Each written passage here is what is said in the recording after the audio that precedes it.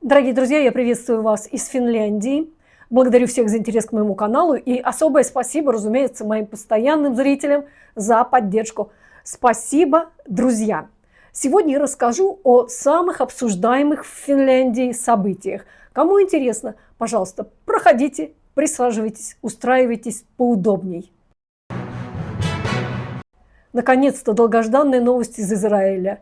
Заложники освобождены. После 2 лет плена в подземельях террористов, без достаточного питания, без медицинской помощи и без связи с родственниками, им наверняка предстоит долгая реабилитация. Но главное, они живы. К сожалению, не все пережили заключение, и Хамас задерживает возвращение тел погибших заложников. Но сегодня мы радуемся тем, кто вернулся к семье. Пожелаем им скорейшего восстановления, а Израилю мира и процветания. Ну, а теперь возвращаемся к нашим северным реалиям. Начнем с хорошей новости. Точнее, это совсем и не новость, просто я как-то пропустила момент ее появления, потому что жизнь замечательной Греты Тунберг меня не очень интересовала. Ну, какую-то девочку родители протолкнули аж на международную трибуну. Всяк свою кровиночку проталкивает по мере своих возможностей. Однако Грета не просто вынырнула на конференции ООН, отчитала человечество и исчезла. Нет, она продолжила уверенное плавание по мировой новостной ленте и, наконец, всплыла в составе гуманитарной флотилии. Израиль, надо отдать должное его выдержке, проявил гуманность и отправил флотилию не ко дну, а по домам. А Португалия оказалась рачительной хозяйкой. Выставила своим активистам счет за депортацию из Израиля. Поддерживая правительство Португалии. Это государственный подход. Хобби активистов – дело личное, и налогоплательщики не должны оплачивать чьи-то развлечения под парусами. Конечно, вокруг флотилии пенилась масса новостей. Кто, что, когда, где. И в этом бурном потоке всплыла деталь, которая произвела на меня неизгладимое впечатление. Оказывается, еще 2 года назад, в марте 2023 года, Грета Тунберг стала, господи боже мой, почетным доктором теологии Хельсинского университета.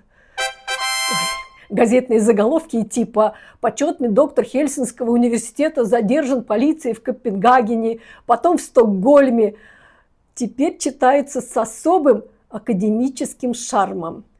Но это еще не все. Оказывается, до Хельсинки Грету уже избрали в почетные доктора университета Монса в Бельгии. Ну что ж, с таким послужным списком ей впору читать проповеди не только о спасении планеты, но и душ.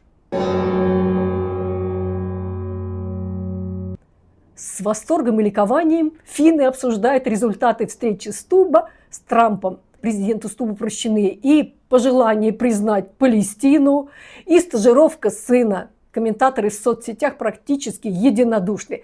Стубб молодец и красавчик, бегло говорит на европейских языках. Костюм безупречный, даже нагрудный платочек не забыт. Сумел найти подход к Трампу и постарался на благо Родины. Мы гордимся нашим президентом. Комментаторы-американцы тоже не скупились на похвалы. Стубб красноречив, его английский великолепный. Он проявил себя как феноменальный лидер. Алекс удивительным образом воздействует на Трампа. В его присутствии Трамп ведет себя более уравновешенно. Со встречи Стубб вернулся с гостинцами. Финляндия получит заказ на строительство ледоколов. Речь идет об 11 ледоколах, из которых 4 будут построены в Финляндии, остальные в США. Большинство с воодушевлением говорит об строительстве ледоколов. Это обеспечит верфи работой на несколько лет. Скептики же опасаются, что финское ноу-хау перехватят американцы. На сегодня Финляндия – это королева ледокольной флотилии. По данным Финского университета Aalto, 60% всех ледоколов в мире построены и 80% спроектированы в Финляндии.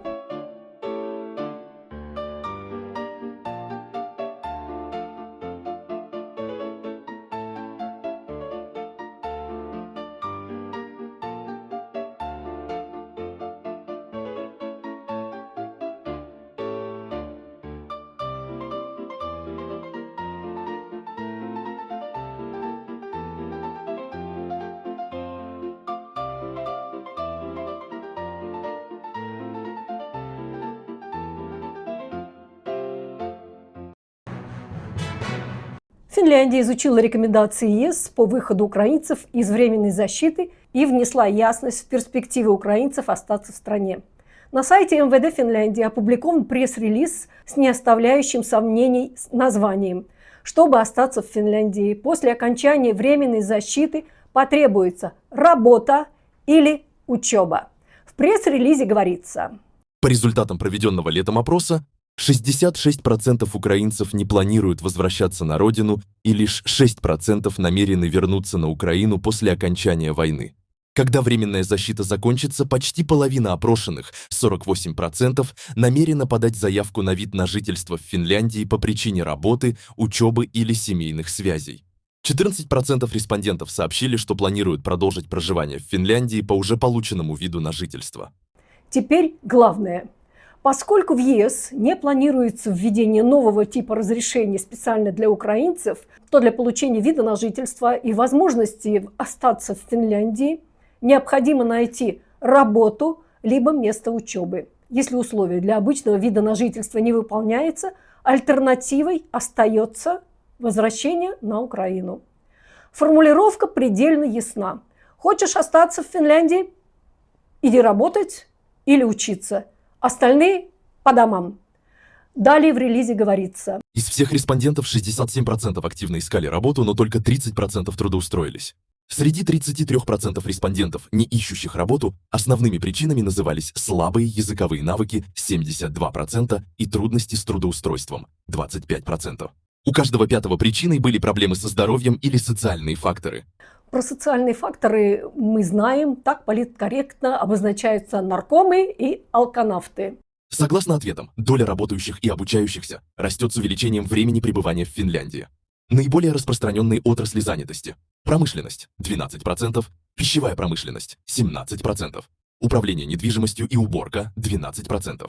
Сейчас в Финляндии проживает около 48 тысяч украинцев, получивших временную защиту. Видео смотришь, ставь лайк, поддержи.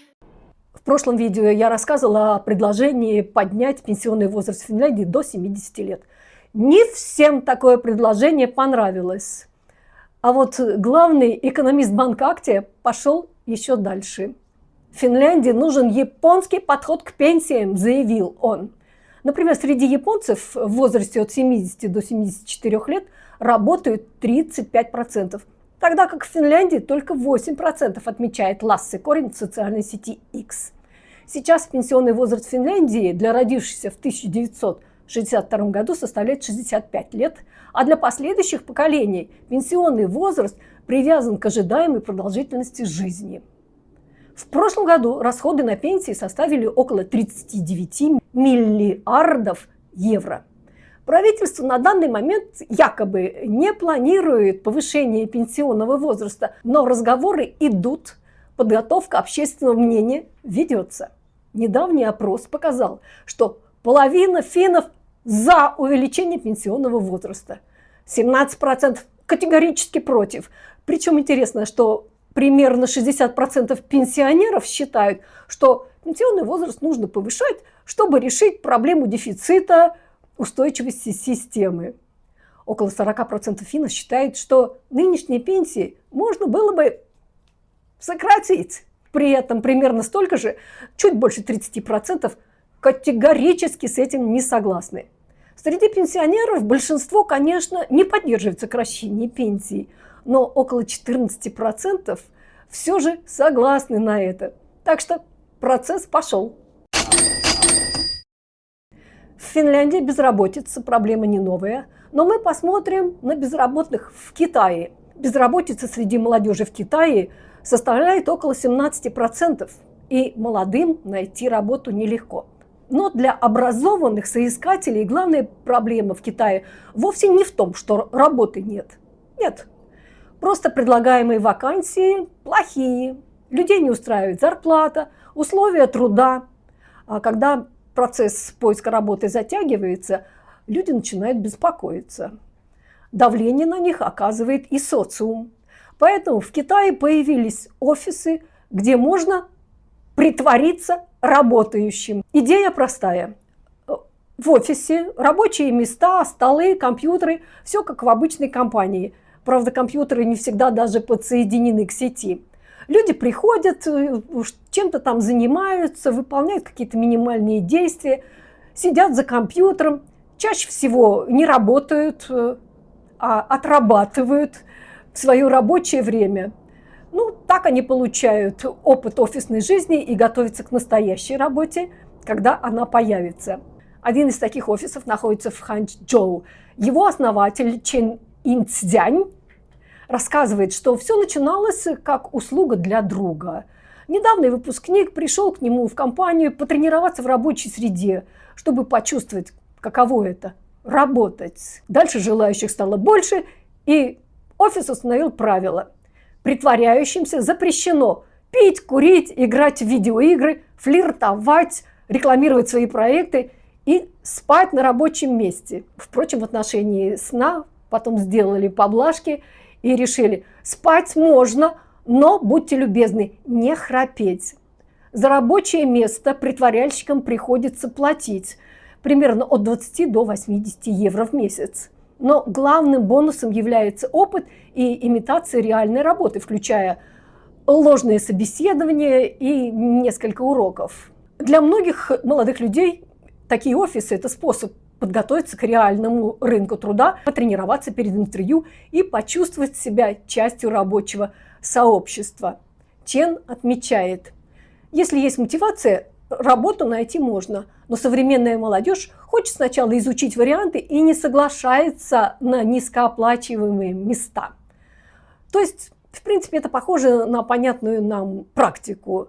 Цель игры в работу – держать себя в тонусе, быть готовым выйти на настоящую работу и избежать социального порицания. Как вы думаете, не пора ли и Финляндии создать такие офисы? Ведь известно, что часто даже на практику невозможно устроиться. А теперь мы выясним, кто главные мировые алкаши. В пятерке лидеров: Румыния, Грузия, Латвия, Молдавия, Литва. Финны, которых некоторые любят обвинять в излишнем пристрастии к алкоголю, оказались лишь на 33-м месте в мировом рейтинге. Финнов по выпивке опередили поляки, австрийцы, болгары, белорусы, французы, испанцы, англичане и россияне. В рейтинге Финляндия соседствует со Швецией. Меньше пьют в Норвегии, Нидерландах, Италии. Особо отметим Израиль. 3,1 литра на человека в год, что соответствует стереотипам. Евреев-алкоголиков не бывает. А если бывает, то это исключение, подтверждающее правило. Цифры в таблице могут несколько отличаться от национальных данных, но общая ситуация ясна. Утверждение, что финны пьют винище с утра до вечера и закусывают антидепрессантами – это заблуждение невежд. Согласно последним данным финского соцздрава, потребление алкоголя 8,3 в год на человека. Так что тема финского алкоголизма, я считаю, полностью раскрыта. Миф о депрессиях в северных странах тоже был когда-то развеян в одном из моих видео. Попытаюсь его найти и дам ссылку в описании под видео. А на этом, дорогие друзья, я с вами прощаюсь. Благодарю за внимание. И в следующий раз увидимся, по всей видимости, уже в Испании. Всем пока!